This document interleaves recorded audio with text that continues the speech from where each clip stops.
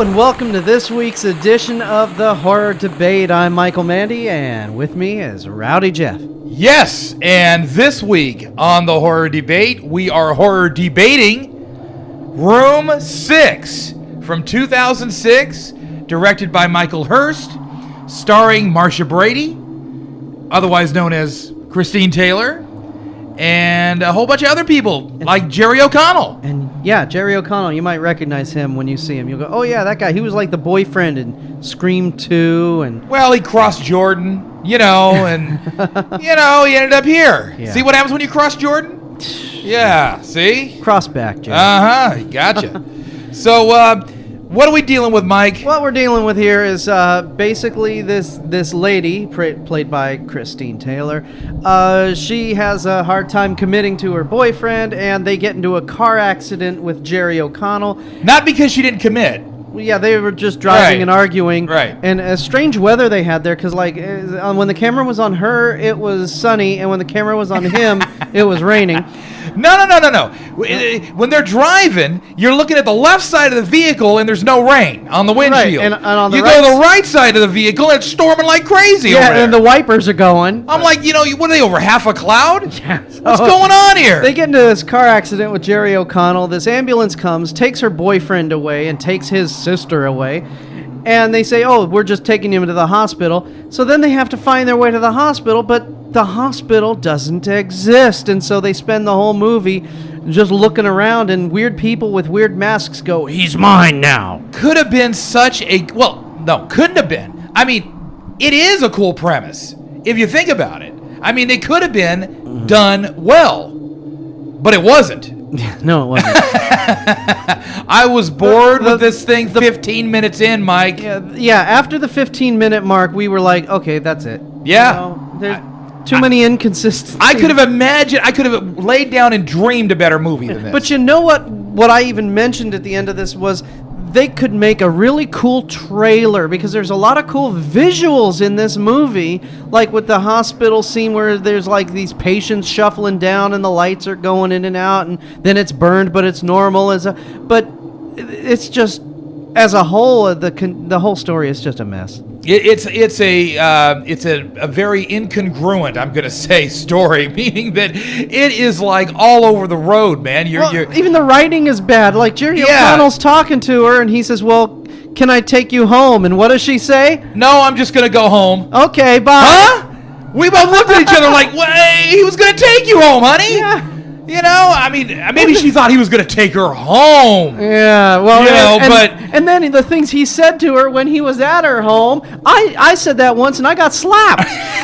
And she's just like, oh, I don't think so. Oh, no. Oh, I want to cup your breasts and touch you and lick you and... Mike, not in the middle of the debate, maybe later. Yeah, and she's just going, oh, not really. You know, I was like, oh, come on. Oh, man, this was bad. This wasn't even really like, I don't think there was one scare in the whole flick, Mike. No, but there were 3 pretty nice-looking nurses there who... This is where the term hello nurse came from, right here, okay?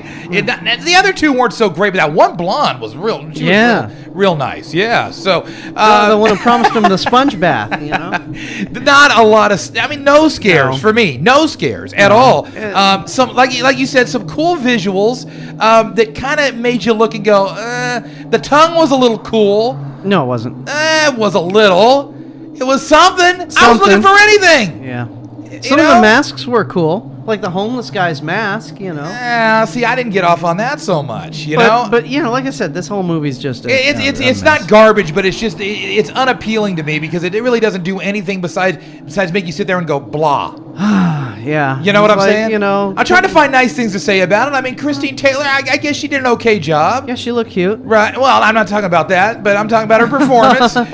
She was all right. Most of the time she spent screaming and jumping. This movie Isn't had that lots what you of wanted those to do? moments. This movie had lots of those moments. It's like nothing is happening, so they'll just stick a weird person in the background behind her for no reason, so she can turn around and go, when you can hear the thing go boom on the soundtrack. What was the significance of calling this movie Room 6?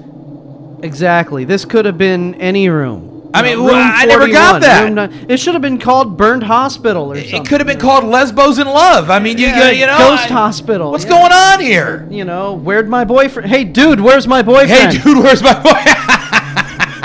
Yeah, you know. Did that guy look like Nick Lachey? Oh, definitely. And his name was Nick. Yeah, Shane Brawley. Yeah, it looked just like Nick Lachey. You could have put Jessica Simpson in there, and we could have had it made, you know? Yeah. Okay, that would have been better. Have her as one of those nurses. Right. Then this movie would have gotten 4 stars. Oh, Mikey. Well, okay, man. So the only redeeming quality you can see in it is that Christine Taylor was cute. And some of the visuals, it could make a cool trailer. This could have easily been a made-for-television movie. Wasn't it? Maybe it was. I don't know. It should have been. Yeah. I mean, there's just nothing there. No. 1 star. Yep. 1 star. You know, just maybe for the nurses and 1 star you for know, the nurses. I mean, there was nothing more frustrating than watching them run in the hospital, like the dude, right? Like our boyfriend. Oh, yeah, he's on crutches, but yet he's walking on 2 feet.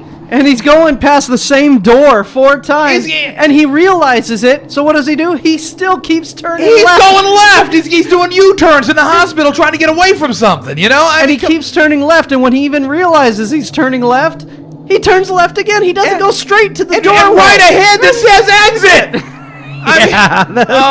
This movie's frustrating. Help me, Mike. Yeah. Help me. All 1 right, star. 1 star. All right, I'm Michael Mandy. He's Rowdy Jeff. We'll talk to you next week at the Horror Debate.